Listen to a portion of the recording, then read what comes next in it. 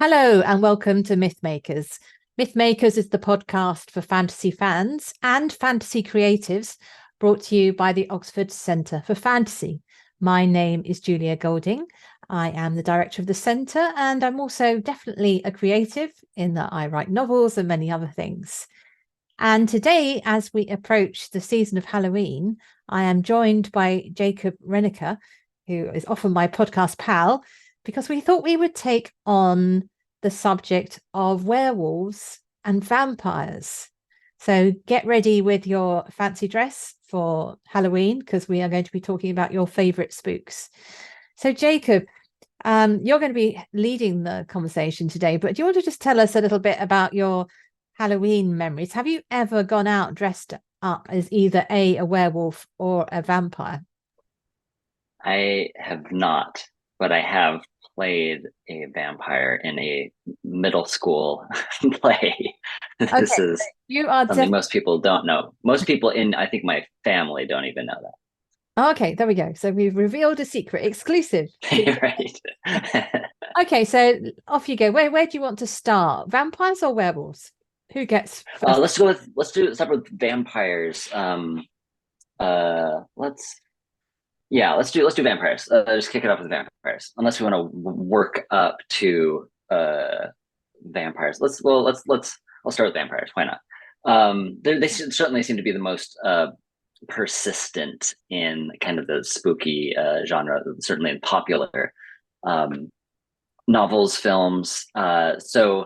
Starting out with Bram Stoker's Dracula, which No. really, We really. don't start there. No, absolutely not. Us who Okay. study romantic literature, as in period of the romantic period, know, and this is where I'm going to come in with my Byron knowledge, that actually there is an older vampire story than that, than Bram Stoker. And that is a book called The Vampire by a man called Polidori, who was the doctor to Byron in that famous meeting on the shores of Lake Geneva, where they had the bet about writing a story. And at that same event, Mary Shelley went away and wrote Frankenstein. Hurrah for Mary Shelley. And the doctor to Byron, who was an aspiring writer, wrote a book called The Vampire, spelt with a Y for the I. And it's the first vampire story which casts the vampire as a sort of gentleman, as opposed to a Hmm. sort of creature in the forest kind of thing, how it had been in folklore. And it's said that it's based on Byron, with whom he had a love-hate relationship.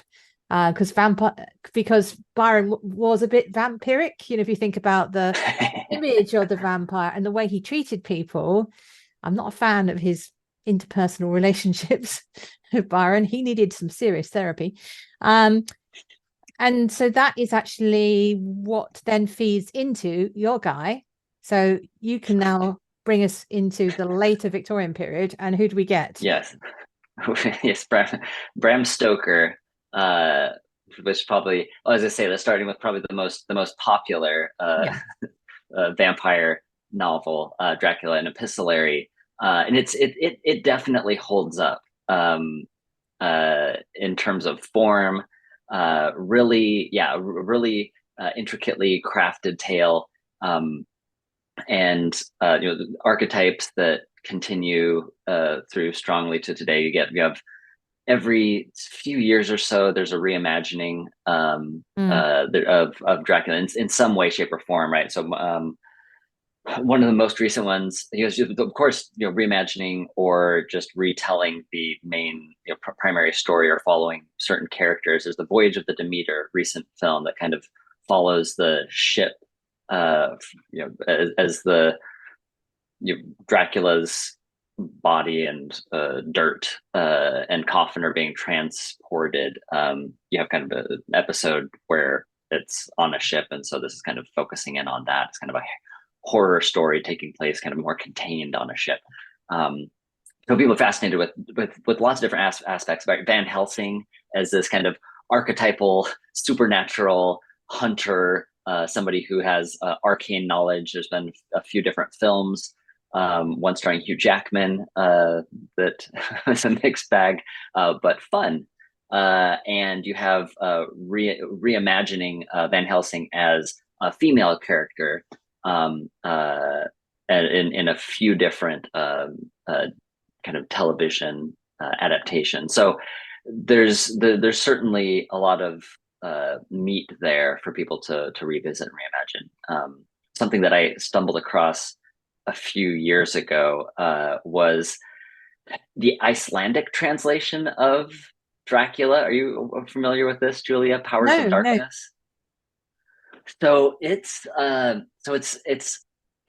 billed as kind of the lost version of Dracula, and it appears to be a translation of an early discarded draft of Bram Stoker's Dracula. So you have there are large overlaps with the plot and characters, but there's some significant differences, and some of the episodes that are expanded upon in the book are shrunk in Stoker's published novel, are compressed for a completely different reading experience. But yeah, so it's unclear if it was a translation that was just a very loose translation, or if it was from this an earlier novel that it received that the author had received, or a combination, probably more likely a combination of the two. And there's some fun tweaks in there as being an Icelandic, an Icelander who's translating this work. Any derogatory references to the Norse are kind of downplayed a little bit as being barbaric, Vikings being barbaric folk. That part does not appear, does not quite make it over in translation to the Icelandic version, and I think understandably so. But yeah, so it's fun. So in different languages, it's had a long life, not just in English, right, but in going out into a number of different languages and cultures. So I think it's worth sort of picking apart some of the main themes in the book, because a lot of people may feel they know the story who haven't read the Bram Stoker, because it's, as you say, it's become so familiar in films, and we all can do "I want to suck your blood" and all that kind of thing. So it starts in Romania, in the Carpathian Mountains, where you meet this charming nobleman. That's picking up the Polidori idea of the nobleman in an isolated valley, but it's also picking up on the idea of, I think, was it Vlad the Impaler, a sort of previous leader who's known for his bloodthirstiness, and the wild stories that generated around him. So it's pulling on some folklore.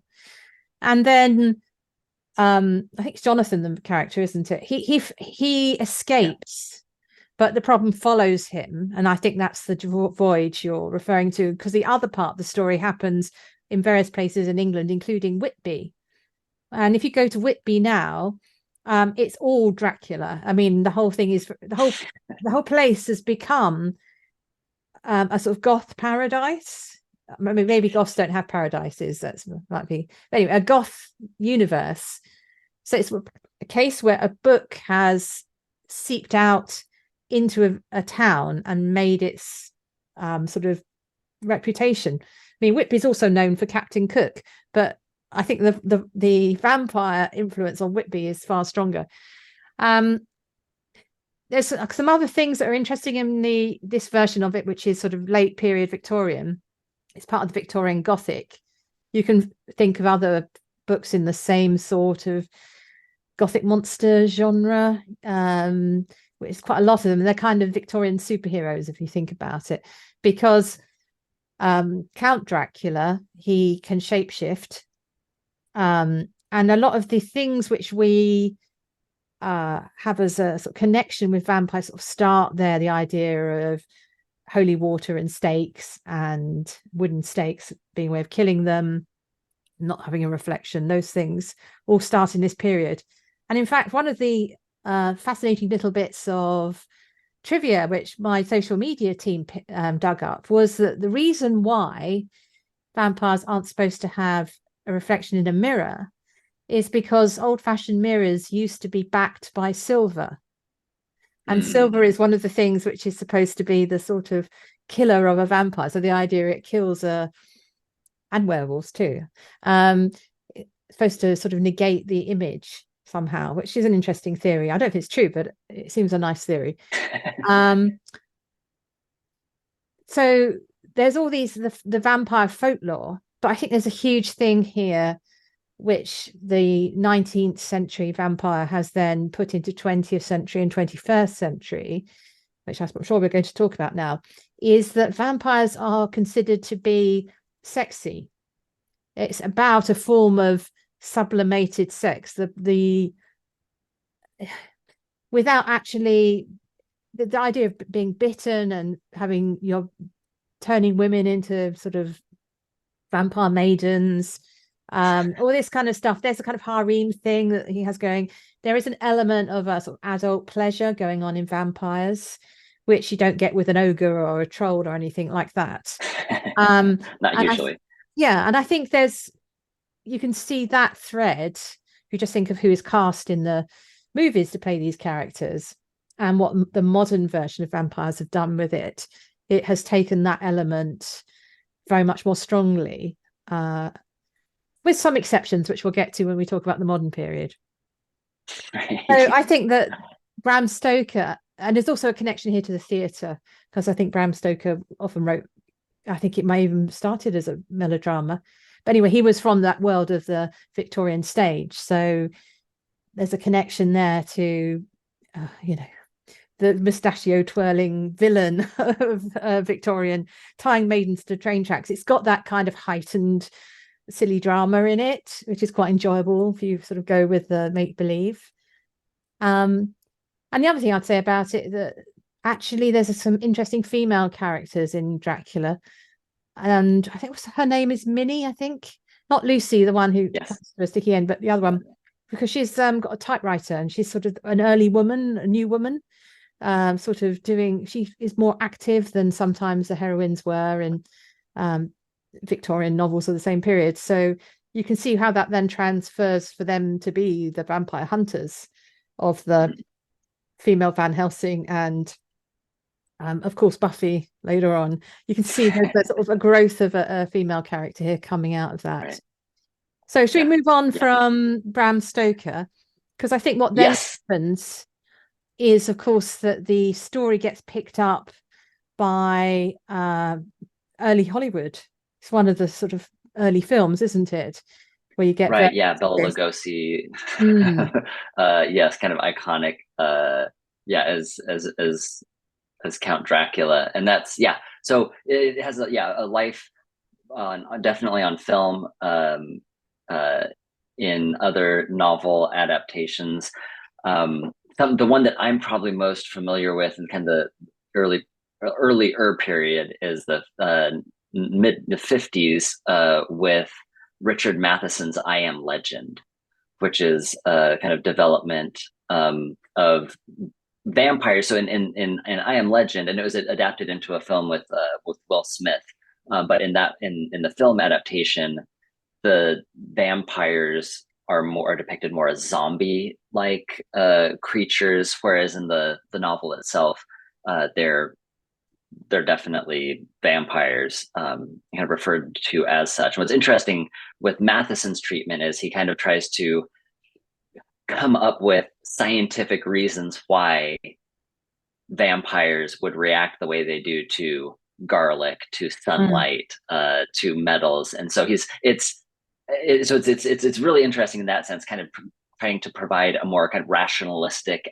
explanation for how, if vampires existed, how might that work? Because this is also one of the first, or not one of the first. It's an early example of a novel that takes the idea of a pandemic ravaging the globe and then transforming the population into some either decimating or transforming the population into something monstrous. And so the pandemic is responsible for turning most of the world into these kind of vampiric creatures. And so you have kind of this kind of semi-scientific or rational approach to how that might develop, to make it more, I guess, reasonable, plausible, even perhaps kind of. So it's more of kind of like a science fiction-y strain, but not going into space science fiction, but rather trying to take the vampire mythos and root it in science or tie it in some way to scientific process and method, which I found is really interesting, kind of a different take on a vampire. And then my next sort of stepping stone is the kind of Anne Rice vampire Right. series. And then the film Interview with a Vampire, which I've seen they've just remade, haven't they? I haven't watched it yet, but I saw there was a new trailer Yeah, come out. adaptation. I know there's the series, a television series, Oh, it's a so kind series, of is it? more long form television. Yeah. Because I think was that an early Tom Cruise film? Am I got that right? Yes. Tom Cruise, Kirsten Dunst, Brad Pitt, I believe is there. So it's just, yeah. So when you were talking about the people that they cast as vampires, you don't get much more of a uh, an attractive slant to vampires than you do with the film Interview with the Vampire. Hmm. So there's that. And then the Anne Rice books, I think, more well, maybe the films as well, have spawned a whole genre of urban fantasy. I think we can just hit on a few sort of headlines on that. There are some that follow pretty much the same playbook of the sort of sexy gentleman vampire type, which you see in actually that's the kind of thing you get in Buffy the Vampire Slayer, isn't it? They're all incredibly good looking, and they have that appeal to them. But then there's a very long series by a writer called Christine Feenan that has what she does is she separates out the vampires into like the original kind of healthy, unfallen uh, Carpathian people, and then they have a subset who are the ones who are sort of degenerating, and they're like the vampires. So she's sort of able to keep a healthy relationship going between her characters by having the real evil done by a separate sect of people. And then another way it was handled is, of course, in Twilight, where you've got the story that series basically has vegetarian vampires. If that's I think they call themselves that. Um, so um, Jacob's the word. Which way around is it? I'm He's trying the to werewolf. Yeah, Jacob. Yeah, Edward's the Edward vampire. Cullen. That's right. Yes. Um, gosh, it's terrible. My memory of Twilight is fading. Um, Yeah, it might Edward's not be a bad thing. family are sort of basically controlling their appetites with very strict rules. And this is where I think that the connection to sex is apparent, because it's all about restraint. And I've got this sort of little theory that in the same way as you can have romance, really intense romance, as you can in something like a Jane Austen, with very little physicality. There isn't a Jane Austen sex scene. It's not necessary because it's all intense emotion and romance. I think what was happening in Twilight, which obviously was a YA book, before they get married in the last book, but it was all about a very intense sublimated romance, with the metaphor of not going too far was about sucking, him sort of succumbing to the temptation of drinking her blood. And it's quite funny when you actually sort of see that, because it's a kind of language that allows young teen readers to feel all those emotions without doing a sort of erotica, 50 Shades, which is where it went Yeah. next when someone did fan fiction. So those intense rules connected Twilight to a sort of romance world of vampire. And so it meant that the people who were the bad vampires were the ones who were living outside the strict rules. They were basically very promiscuous in terms of their blood drinking, and murderous. So yeah, it's quite fascinating watching how that developed. Have you read a book where anyone's done anything very different with Yeah. vampires? Yeah, a couple. Yeah, a couple that come to mind. One that's probably the most different would be Abraham Lincoln Vampire Hunter. All right, I don't know yeah. if you're familiar with that one, right? So, Seth Graham Smith. It was adapted into a film by the same title. The book is surprisingly good. I don't want to say that as a that you would expect it to be just a like pulpy uh kind of adventure and silly, but he grapples with some like really serious themes or death, and it's Lincoln, and there's trying to understand life and his place in the world, and then kind of recasting kind of an alternate history, not really alternate history, but really like what was really happening was in the South. The reason why the slave trade wasn't just economic, but it was also as kind of uh, a ground for vampires who were coming over to the Americas to feed, so that they were being used as essentially the plantations were also feeding troughs for vampires. And so the South gets recast not just as like economically the morality of slavery takes an additional dimension there. And so there's some really interesting things that they're able to do with Mm, vampirism and living off of the life of someone else. So taking yes. themes of slavery and kind of more of economic rather than the romantic, like you were saying, but more of the economic angle of vampirism. So I I actually highly recommend the No, novel, that sounds great. Abraham Lincoln Vampire Hunter. Carrying on this theme of vampirism as a metaphor, that's a really fascinating one. Because I think the sort of gentleman vampire, the aristocrat, the 19th century version is a sort of almost like an economic analysis of the class system, of the way they live off the peasants. So then it becoming a metaphor for a sort of a personal romantic metaphor, and then you're saying it's got this economic slavery angle. This is good stuff. So one writer who I feel does a really different thing with vampire is in fact they're a couple, the Ilona Andrews couple, who write under the name Ilona Andrews. And they've got a series about a character called Kate Daniels, and there's a whole kind of universe of Kate Daniels, who very successful writers. And in this world, which is a world where tech is failing because there's like this magic influx, and it has periods when technology works, and then it gets shifts to the magic comes back. So everything's so if you've got a car, you have to have a magic engine as well as a petrol engine. But the magic A engine hybrid.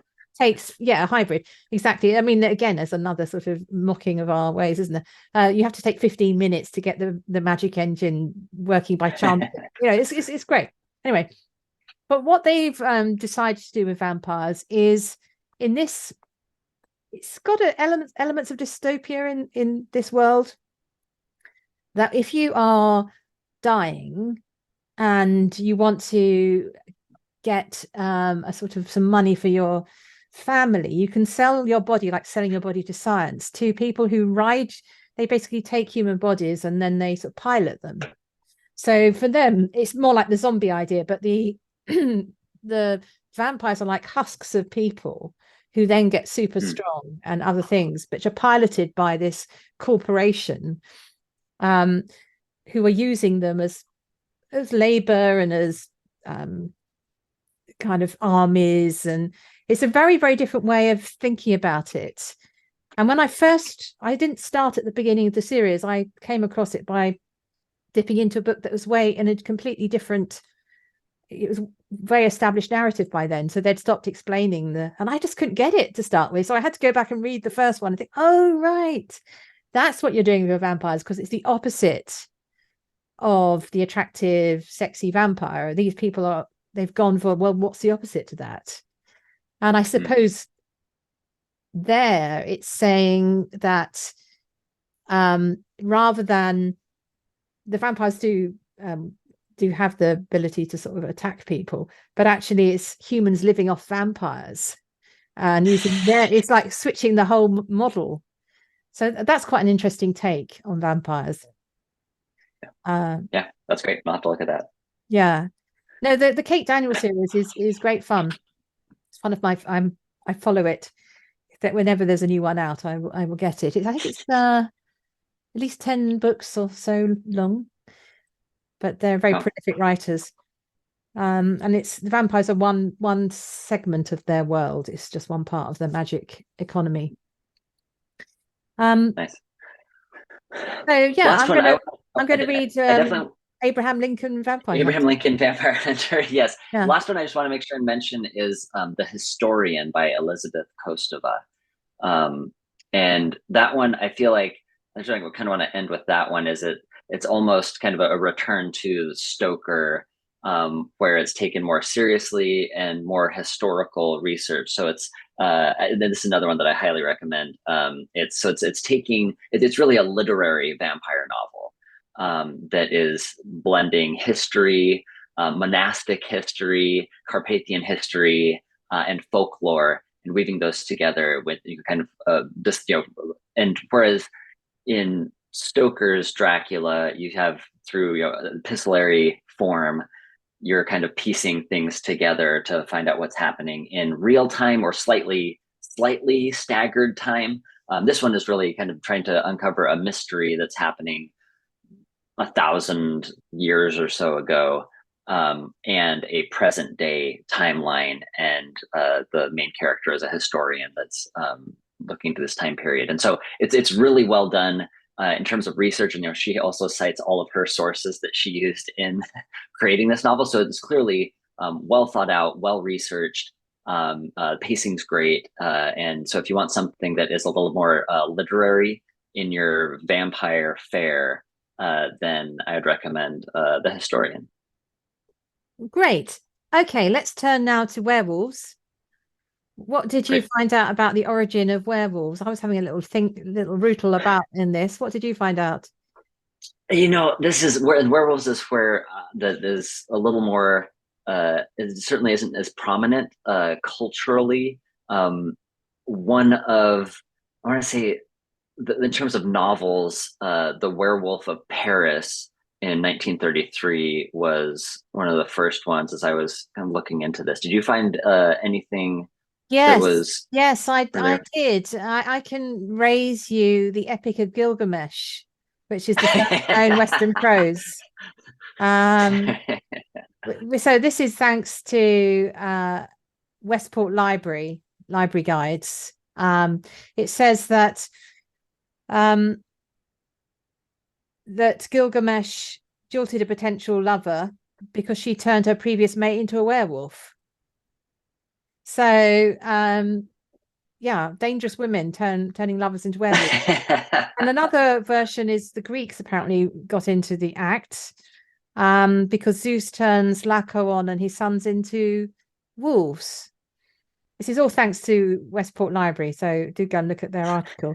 And then going a little bit further on from the Greeks, we've got the saga of the Volsungs, which tells the story of a father and son who find some like wolf skins. If you put them on, you turn into a wolf for 10 days, which they do, and they go on a killing rampage, and then the father ends up almost killing the son. So that's I like that idea of putting on a pelt and that's very good. So it's got a very ancient lineage. You can't get much earlier than Gilgamesh. But let's go back to sort of novels. And now this is where good old Durham University has come to my aid. The earliest one they have on their list is by Marie de France, the story of Bisclavret and Emelian. So you've got people turning into wolves in that story. So that we've now got medieval example. So this is pretty consistent, isn't it? And then you mentioned one from, what was the date of yours? 33. 33. So 1933. Yes. 1933. Yes. Yes. CE. Yeah. Not BCE. I'm not sure. I'm trying to think if there's any famous werewolf films until it'd be interesting if anyone can put us right on this. But the first one that comes to my mind is the Is that Teenage Werewolf in London film? There probably was one. Oh, there must have been ones before there, surely. Yeah, there was a Wolfman part of the Universal. Yeah, Universal early Universal Studios films had Wolfman along with Dracula and Frankenstein. Okay, So it that, was that makes yeah, sense. so in black and Yeah. white. Yeah. Oh, I've just realized something. This is a sidebar for those before you write in and say we've forgotten something obvious. In the vampire genre, in films, there's of course the spoof "What We Do in the Shadows," which Which is comes so from great. just we haven't forgotten you. What We Do in the Shadows. Anyway, going back to werewolves, thinking about sort of favorite versions of this, then we actually do have quite a lot of options. There's a very strong feminist theme in of recent times with werewolves, thanks to Angela Carter, because she wrote the story "The Company of Wolves." I think it's in her Bloody Chamber collection of sort of retelling the fairy tales. And I remember seeing that when I was in my early 20s, or maybe even younger. It was Helena Bonham Carter's debut. It's the story of the girl who becomes a wolf. It's like a Red Riding Hood retelling, where rather than seeing the wolf as a predator, you sort of the women become the wolf. It's quite, that's sort of one way of claiming that story for feminism, which I thought was an interesting untold story. Yeah, Alan Moore in his run on the Swamp Thing comic.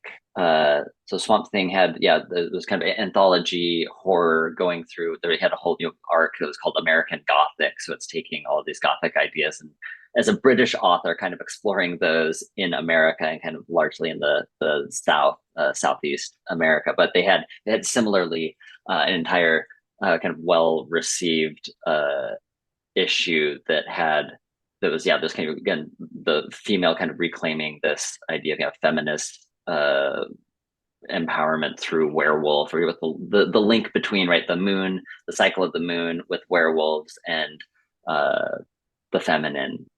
Something that was in several different media has certainly been part of the cultural conversation. Yeah. And then I think there was like a peak werewolf moment in the early 2000s when we had Harry Potter and the Prisoner of Azkaban, I think it is. That's the one where we first meet Professor Lupin, isn't it? Oh, actually, Durham University, you've got this wrong. You've put it as the Deathly Hallows. It's not. It's earlier. It's much earlier. It's 99. Though they do get Fenrir Grey back. They're quite right. He comes into as a baddie in the Death Eater side. But what you've got there is a really interesting idea of being a werewolf is a kind of illness. Lupin is suffering. It's like he's suffering from something equivalent to epilepsy or fits, something like that, which he tries to control, but he can't control because he has the power of the moon, means he has to change at certain times. And I think that's a really brilliant idea of because you love Professor Lupin so much, and then seeing the pain that he experiences of transforming, and how this explains how Harry Potter's father's generation became the animals to be with him during his illness. It's lots of bits of the plot that this explains and falls into place at this point, and the shaking shack and all that. So that's good. And then also going back to Twilight, of course, we have, as well as the vampires, we've got the werewolves of Jacob and all that side in the Twilight saga. So we had loads of stories about werewolves coming through at that point, which has then since fed on into urban fantasy literature of all sorts. And I think it's that big bulge of readers of Harry Potter generation going through, still wanting stories that involve werewolves and whatever, that's powering the ongoing presence of werewolves in urban fantasy. And very often now as a um, urban romance. I suppose it has. So whereas the vampire is your gentlemanly, Byronic figure, werewolves is literally an alpha male. It's that idea of, Right. yeah, the sort of. I suppose that's a bit like Wolverine. I know Wolverines aren't the same thing as a wolf, but that character, the Hugh Jackman character, all those physical traits of being the strong and the protector and with the claws and what have you, it's all that kind of stuff. That's the fantasy going on there. Um, yeah, Yeah, so and it it's also has a sexy side to it as well. right, and I think yeah that there's really kind of it seems to be, and as it like you said in urban fantasy and more like YA books. What a good example, I think Shiver by Maggie Stiefvater, Mm. that has the primary werewolf that the protagonist is interacting with, quotes Rilke, is always reading Rilke. So you have kind of this like intellectual uh, Intellectual werewolf, yeah. an intellectual werewolf. But then changing, and I think that use of the werewolf kind of highlights this, and the use in YA is this, a transformative period, right? So adolescence as changing from one sort of innocent, harmless creature into something that can do much more damage or is like uncontrollable, right? So you almost have a Jekyll and Hyde Yeah. kind of situation here, right? So this is so the werewolf in some cases becomes a venue for releasing pent up, untamed energy, right? Being free from the strictures of society, propriety, that sort of thing. So I think that there's part of that going on in YA literature, is like as transformation as metaphor for adolescence and like development, from youth into something different and scarier than youth. Yeah, because you get So the that muscles, don't you? And you get yeah, the right, get hairy, all those things. right, right, Uh, right. I hadn't thought of it like that, but you're right. It's definitely puberty on steroids, isn't it? Yes, And we have an Oxford connection here, of course, which is both in C.S. Lewis and J.R.R. Tolkien. So in C.S. Lewis, you've got a werewolf character in Prince Caspian that I remember, in the battle in the mound where the stone table is. So it's part of his not individual character, but they're part of that world. And then you've got in the Silmarillion, you've got they unfortunately get a bad press in the Silmarillion because they're part of the fallen world. There's Drauglin, so I don't know if I've said that right, Drauglin, who's the first werewolf who's bred by Morgoth in the First Age. Sauron himself is called Lord of Werewolves. And I right. think Yeah, he transforms he into a wolf. transforms. Yeah. Yeah, he does. Yeah. And perhaps the most interesting one is Karcharoth, who is the greatest werewolf to ever live. This is all thanks to Durham English program, who summarized this nicely for me. And what's important about him is he consumes or eats the Silmaril and Beren's hand, Right. and runs off with the Silmaril burning in his stomach, which means when Beren turns back to meet Luthien's father, he's able to say the Silmaril is in my hand. Right. The Such a hand is great in, bit. yeah. So it is that's very saga, fulfilling the prophecy, but in a different way from what everybody Right. expected. Yeah. So of course that's drawing on the sort of Fenrir, that myth of the great wolf from Viking sagas. So yeah, there is a that kind of version of the werewolf. Yeah, and I love, and something that kind of in addition to that with the Baron and Luthien story is that I think adds to the creatures transforming themselves is when Luthien and Huan are favorite talking dog. Great character. Right, they're right. They rescue Baron from Sauron at Minas Tirith, and then they're going to kind of storm Angband where Morgoth is, to take the Silmarils, but to get in, they have to disguise themselves, right? So Beren, it takes on the skin of Draughlin, and it says, Luthien uses her magic to kind of fit it to him, so he, in essence, kind of looks like Draughlin, so he looks like a wolf, and in some cases might be seen to be like riding or running, kind of taking on the characteristics of the wolf. So it's kind of a second degree transformation there.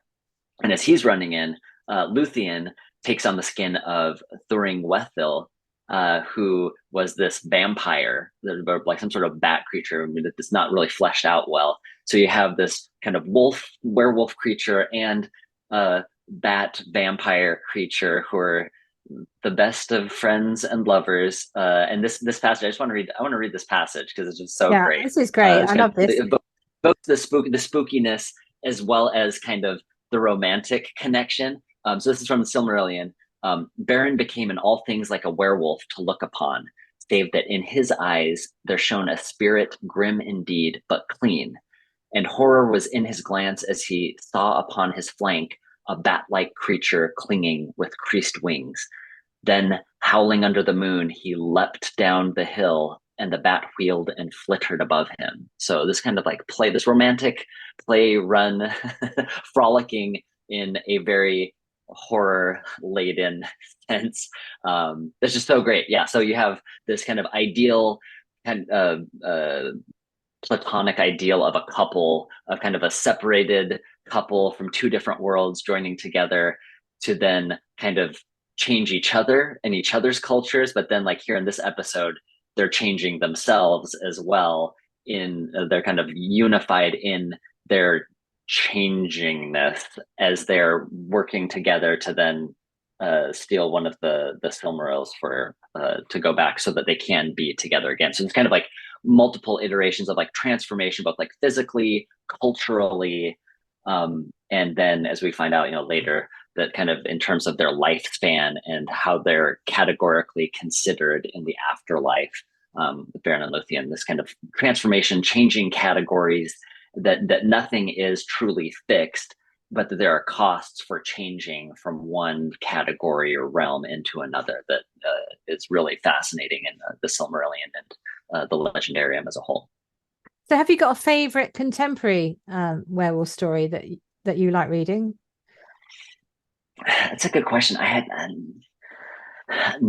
haven't read much in more adult. I think probably the one that I enjoyed most was that Shiver by Maggie Stiefvater. So it was kind of an upper YA. It's probably the best one that I've enjoyed. And it was, again, it's more of a slightly more intellectual YA from within the YA category. It's more of like a cerebral take, more of a cerebral take on the werewolf genre. But I haven't gotten into the horror. I know that there's a whole a string of kind of more horror and suspense adaptations of, or reimaginings of werewolves, but that hasn't been a corner that I've walked into yet. The one I like, again in the urban fantasy genre, is by Patricia Briggs. Again, she's quite a prolific writer. She does have an Alpha and Omega series, which I'm less keen on, but the one I really like is the Mercy Thompson series. What I like about this is it brings together different folkloric traditions. So yes, there is werewolves in it who are the traditional werewolves, you become a werewolf and you're bitten by another werewolf, and you can be pretty much immortal but you can die, and because they're a violent species, people do die, characters do die, but the main character is a skin changer from the Native American population. So taking a different set of folkloric ideas about people who change into another animal. But she changes into a coyote. And it's got this lovely setup that her mother doesn't know that she's got this ability because her father dies while she's still in the womb. And the first time she comes across this is when she finds a little coyote pup in the cradle. I think, where's my daughter gone? But the daughter comes back and she's a baby. So the closest she can get to someone who can raise the daughter is one of her neighbors or relatives knows about the existence of werewolves and says, well, they do this thing. It's a bit similar. So she gets raised by the person who's in charge of the werewolves in America. But because she's a coyote, not a wolf, it has this sort of tension between the two. And it is a love story as well. And they're great that she has such attitude. She's and it does examine some really important themes in fantasy realm. So it's the themes about prejudice, it's themes about whether or not you come out. So do the werewolves admit they exist? There's lots of really interesting things going on. And she also travels. There's some of the installments in the episode. She ends up in Europe looking at the sort of European version of it and how they run their societies. They're really fun. I like them very much. So Patricia Briggs, the Mercy Thompson series, if you want a sort of beach read, or maybe a beach read is the wrong thing to say now, a sort of fireside read for those of you who like a little bit of romance, but not a sort of twee, sickly romance. It's got it's an adult set of relationships, thinking about adult behaviors, how dealing with stepchildren, dealing with ex-wives. It's got a sort of properly grown up environment that she's in. It's not a teenage YA title at all. So that would be my tip. Okay, so I think we've covered vampires and werewolves, but I suppose we need to put them together a bit like Batman versus Superman. And I think we can't really top your Beren and Luthien example, but are there any particular treatments of the two species in the same universe that you think is particularly successful? Let's see, there's the Underworld film series. You do have some of that. You do have, I think, some of that in Blade. There's, but there tend to be more, I think, in films. I mean, with Twilight as being, a kind of landmark in terms of popularity and widespread reading with clashing ideals between vampires and werewolves. And so that's just I'm interested. So we've talked about transformation, right? And they're both working as different metaphors. Is there something that you see about that makes the clash of those two types of transformations compelling? Well, I think you have to define your type, because if you can't really do a vampire who turns into a wolf and a bat if you've got them versus wolves. Right. That's just muddling up your transformation. Right. Right. Yeah. So I can certainly think of some good contemporary ones to put the two together.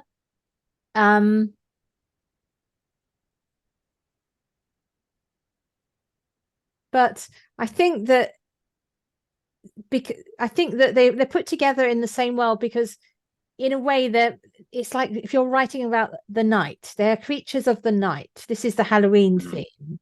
So they're often in books where there's also witches. So it's like Halloween in a book, isn't it?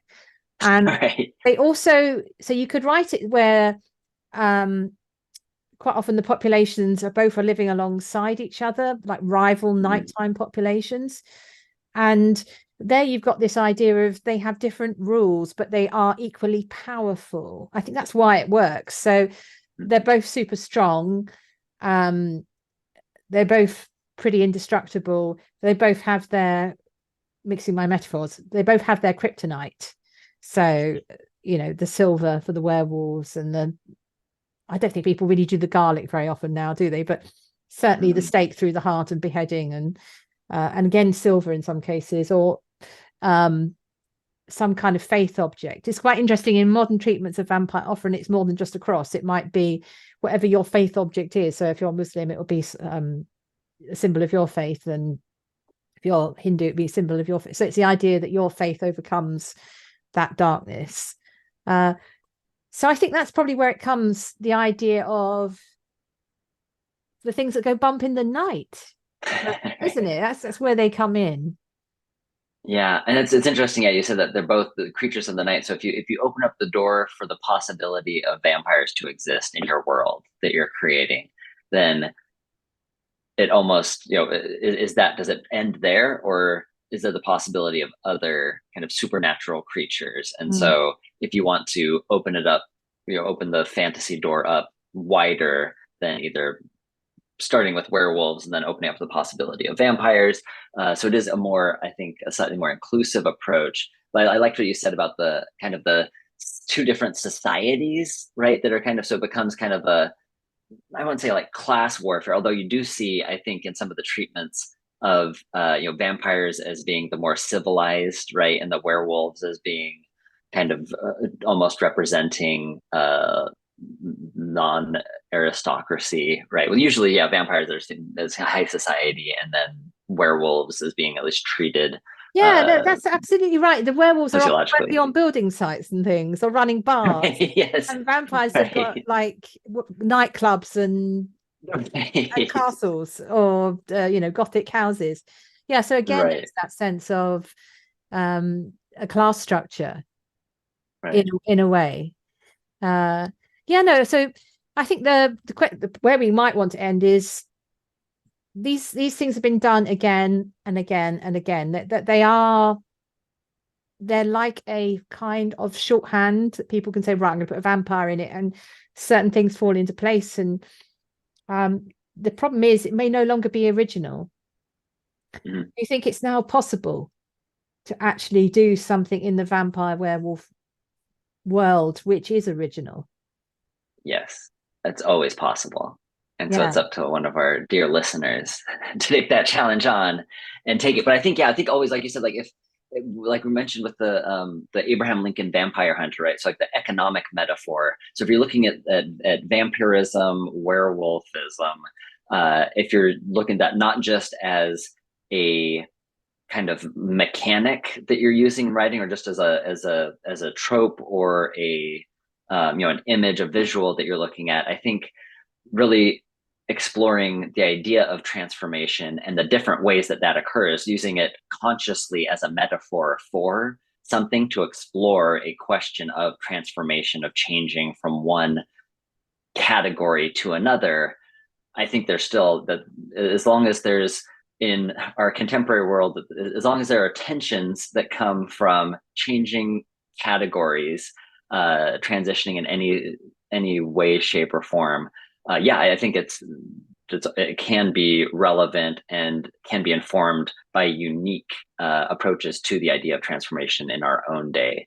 I look forward to seeing authors, screenwriters who are taking these ideas of transformation and really working them, taking an issue that is important to them, a question that's raised, and then seeing how that plays out using vampires and werewolves as kind of your operating image to kind of explore that metaphor. Yeah, I'm looking forward to it. I mean, the theme that came immediately to my mind is the idea of werewolves and climate change. So thinking of all the forest fires we've had, places that you could do something quite fascinating about that, and reintroduction of wolves back into Right, environments. right. So you can take real world events. Yeah. How would this impact a story where my character is a werewolf or interacting with werewolves? So yeah, because the world keeps changing, there's always going to be something new. Okay, so what's our last question? We always have where in all the fantasy worlds is the best place for something. Have you got your question ready? Yeah, and you kind of touched on it when you referred to the wizarding world, where you have, I think, one of the best places to be a vampire or a werewolf. I think it seems to be the wizarding world, because it's a place where you can have friends who can join you in your otherness. Right? It's a world of possibility where you're not alone in being different, but that there's a community that can support you and actually enter into that kind of otherness with you. I found that kind of particularly moving, from kind of a sense of community. Where usually we think about, werewolves and vampires as othering and as dangerous, but then the stories where people can overcome the initial, visceral reaction to someone who looks, thinks, acts different, and really embraces that, kind of enters into that, or sits with that person in that space, is something that I find powerful and necessary and very important in the time we find ourselves in today. I think what would put me off going into the Harry Potter world is the idea that being a werewolf is akin to having an illness. So Yeah, if I wanted to be a werewolf, I want to be somewhere where it's actually a thing of strength, and yeah. I could enjoy running through the forest. So I'd quite like to, the Mercy Thompson books I mentioned, it's quite good being a werewolf in that world. That's, if you're part of a community, as a structure, that's not too bad. But I'm not sure I'd be very good under authority, because they're under a sort of a pack structure. So perhaps I'd actually want to take myself as a vampire or myself as a werewolf into a world where I'd be completely free and it's not necessarily known too much. So you could do something wild and say take it into, I don't know, the Star Wars universe, where you're not hunted because you're just one of the aliens at the bar. Right, right. So that might be a place to really sort of shake off any authority structure or prejudice against you, because you're just part of the general background diversity. So I think I'd quite like to do that. Take vampires and werewolves into space and see what happens there. I'm sure someone's written the book Werewolf in Space or Vampires in Space. But I think there's still more planets to explore. Anyway, Jacob, thank you so much. And I'm looking forward to seeing the pictures of you as a vampire you were dressed up as. As a vampire, Yeah, yes. Let's I'm see if any hoping survive. you're going to share those with me. But thank you very much to everybody for listening.